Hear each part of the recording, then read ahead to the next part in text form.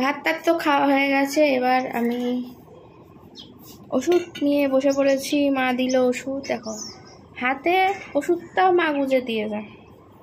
বাবাও চলে এসছে ঘুম থেকে উঠে পড়েছে, কিন্তু বাবাকে দেখাতে পারি না। বাবা সবসময় আলগা গায়ে ঘোরে, জানো, এই ঠান্ডা এখন তাও আলগা গায়ে নাকি গরম লাগে, কি বলবে। এই ঘোরো, শুধু মুখটা দেখাবো।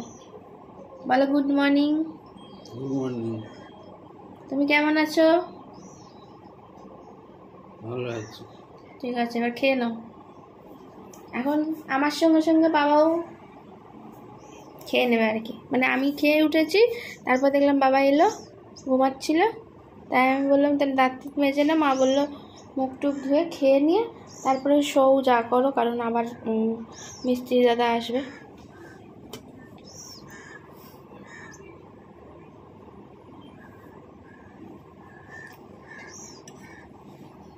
আমি নুন ওষুধ তো খাইনি।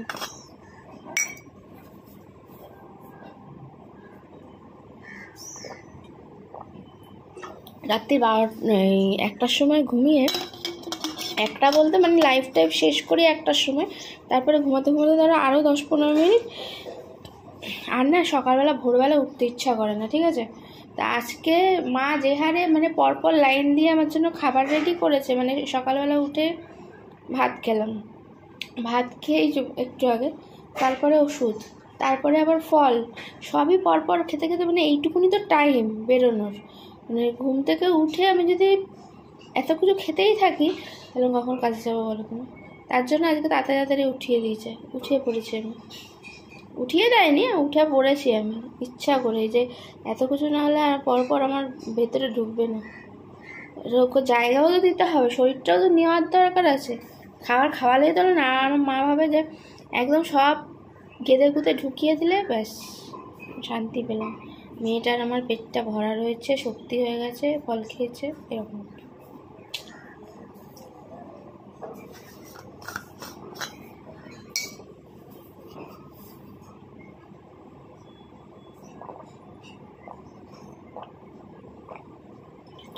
আর ওষুধ খুব বাজে খেতে, জানো তো, আমার একটু ওষুধ ভালো লাগে না।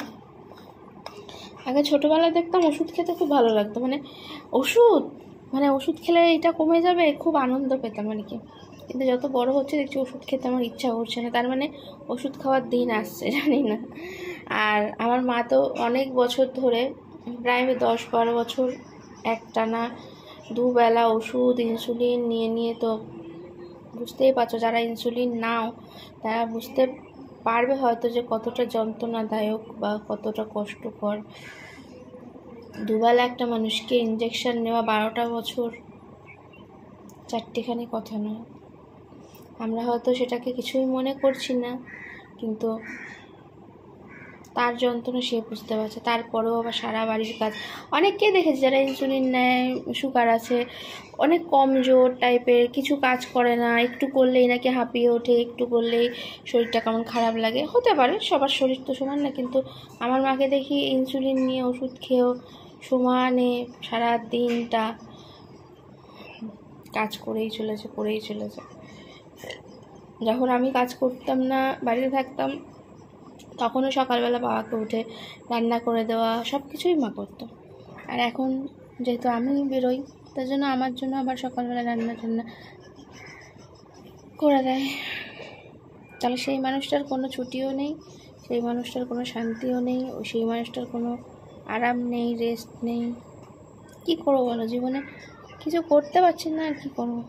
দেখা যাক, জীবনে যদি একটু উন্নতি কিছু করতে পারি তাহলে ওই মানুষটাকে আগে একটু ভালো রাখার চেষ্টা করব। এটা আমার ইচ্ছা, এটা আমার স্বপ্ন, জানি না ভগবান সেটা সত্যি করবে কিনা।